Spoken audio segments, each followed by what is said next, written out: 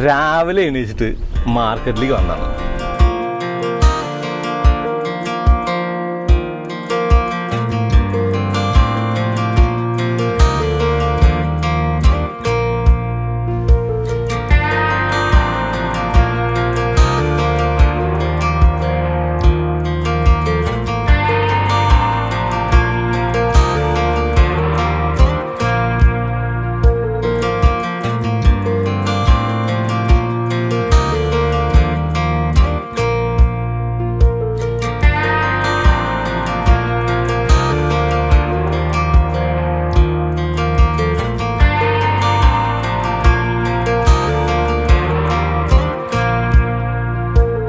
കേരളത്തിലെ പഴം പച്ചക്കറി മാർക്കറ്റിൽ ഏറ്റവും കൂടുതൽ ഡോമിനേറ്റ് ചെയ്ത് നിൽക്കുന്നത്, അതായത് ചെറിയ ഓട്ടങ്ങൾക്കൊക്കെ പറ്റിയ വണ്ടി എന്ന നിലയ്ക്ക് നിൽക്കുന്നത് ഡീസൽ പിക്കപ്പുകളാണ്.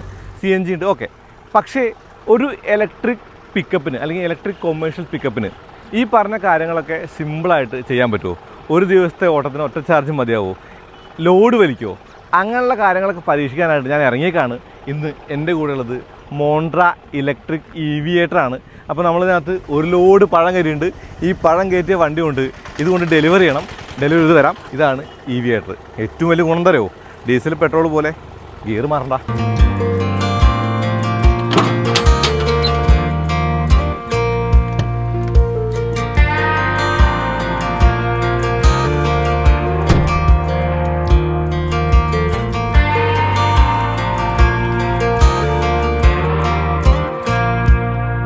ഈ വണ്ടി എന്ന് പറയുന്നത് ഇലക്ട്രിക് ആണ്. അപ്പോൾ മെയിനായിട്ട് ലാഭമാണ് ഇതിൻ്റെ മെയിൻ കാര്യം എന്ന് പറയുന്നത്. കേരളം ഉണരുന്നതിന് മുന്നേ തന്നെ ആയിരക്കണക്കിന് കിലോ പഴങ്ങളും പച്ചക്കറികളും കടകളിലേക്കും ഹോട്ടലുകളിലേക്കും പ്രാദേശിക മാർക്കറ്റുകളിലേക്കും യാത്ര ആരംഭിക്കുന്നു. വിതരണക്കാരന് സമയം തന്നെയാണ് പണം. വൈകുന്നത് പുതുമ നഷ്ടപ്പെടുത്തും, ഉപഭോക്താക്കൾ നഷ്ടപ്പെടുത്തും, വരുമാനം നഷ്ടപ്പെടുത്തും. ഇതിനകത്ത് ഞാൻ ലോഡ് ചെയ്യുന്നുണ്ട്. നമുക്കൊന്ന് വെയിറ്റ് ഒരു 700 കിലോ ഒക്കെ വെയിറ്റ് ഉണ്ടാവാൻ ചാൻസ് ഉണ്ട്, 600-700 കിലോ വെയിറ്റ് ഉണ്ടാവാൻ ചാൻസ് ഉണ്ട്. മോണ്ട്ര EVAtor EV എന്ന ഇലക്ട്രിക് പിക്കപ്പിനെ യാഥാർത്ഥ വിതരണ ജോലിയിൽ ഞാൻ പരീക്ഷിക്കുകയാണ്. 500 കിലോഗ്രാമിലധികം പഴങ്ങളും പച്ചക്കറികളും മോണ്ട്ര EVAtor ഞാൻ കയറ്റിയിട്ടുണ്ടെന്ന് പറയുമ്പോൾ പ്രാദേശിക വിതരണക്കാരെ ദിവസേന കൈകാര്യം ചെയ്യുന്ന സാധാരണ ഭാരമാണിത്. പക്ഷേ മോണ്ട്ര EVAtor ഇലക്ട്രിക്കിൽ നമുക്ക് 1.5-2 ടൺ വരെയൊക്കെ സുഖമായിട്ട് കയറ്റിയിട്ട് കൊണ്ടുപോകാനായിട്ട് പറ്റും. വണ്ടിക്ക് അതൊന്നൊരു സീനേ അല്ല. പക്ഷേ ഇതിൻ്റെ ഏറ്റവും വലിയ ഗുണമായിട്ട് ഞാൻ കണ്ടതേ ഇത് ഇലക്ട്രിക് അല്ലേ, അതുകൊണ്ട് ഇത് മാനുവർ ചെയ്യാനായിട്ട് വളരെ ഈസിയാണ്. നമുക്കൊരു ഗിയർ മാറുന്ന പ്രോസസ് ഇല്ല, ക്ലച്ച് ഓടുന്ന പ്രോസസ് ഇല്ല, എനിക്ക് ഗിയറില്ലല്ലോ അങ്ങനെ.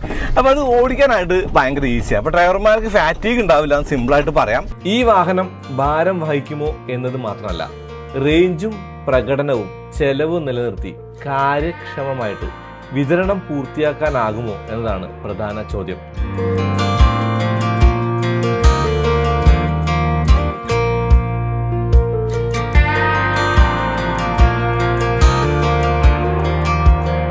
പിന്നെയുള്ള ഗുണം എന്ന് പറയുന്നത് വണ്ടിയുടെ മുതലാളിമാർക്കാണ്. വണ്ടിയുടെ മുതലാളിമാർക്ക് എന്ന് പറയുമ്പോഴേ ഓട്ടം പോകുന്നു, കിലോമീറ്റർ കണക്ക് ഓട്ടം ഓടുന്നു, അതിനുള്ള ഒരു എന്താ പറയുക ലാഭം കിട്ടുന്നതാണ്. ഇപ്പോൾ പെട്രോൾ, ഡീസൽ, CNG എന്തോ ആവട്ടെ, അതിൻ്റെ ഫ്യൂൽ എഫിഷ്യൻസി നമുക്കറിയാം, അതിൻ്റെ ഒരു ചെലവ് നമുക്കറിയാം, മൈലേജ് അറിയാം, ഒക്കെ അറിയാം.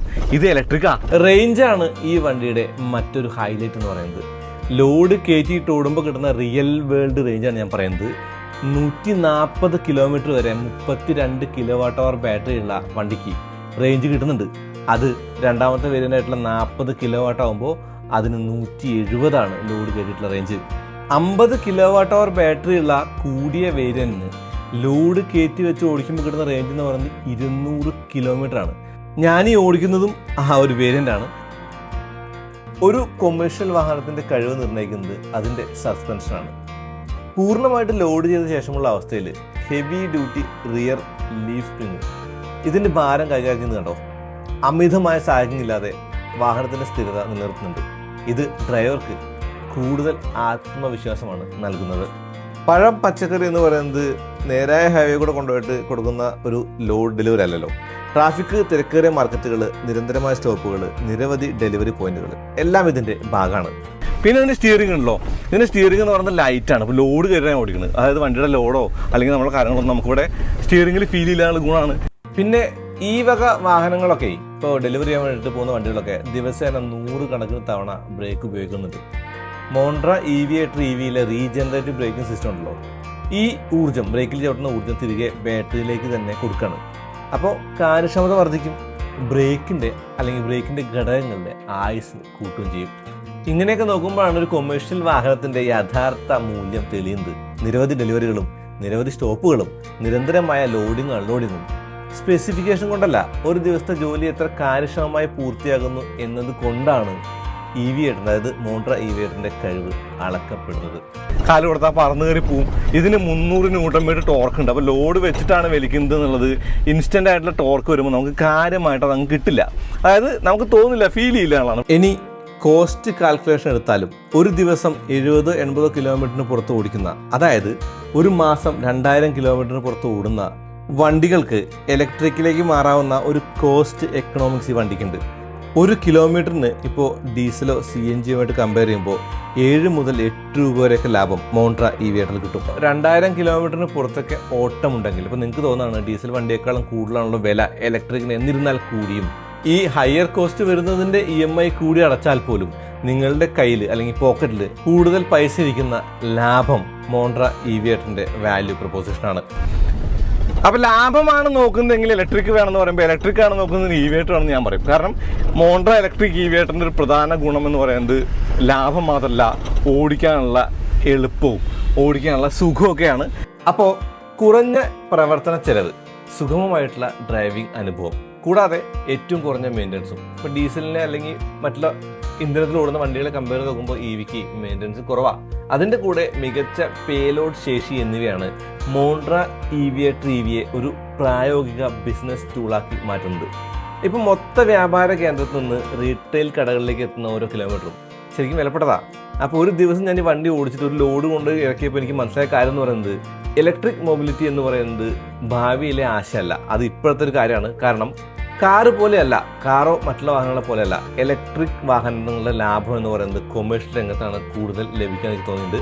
അതിന് സഹായകമായിട്ട് മോണ്ട്ര ഇലക്ട്രിക് EV8 EVയുമുണ്ട്. 14,79,000 രൂപ മുതൽ മോണ്ട്ര EV8 ഇലക്ട്രിക് വണ്ടികൾ നമുക്ക് സ്വന്തമാക്കാൻ പറ്റും. അതുമാത്രമല്ല, ബാറ്ററിക്കും വണ്ടിക്കും 7 വർഷം വരെയാണ് മോണ്ട്ര നൽകുന്ന വാറണ്ടി.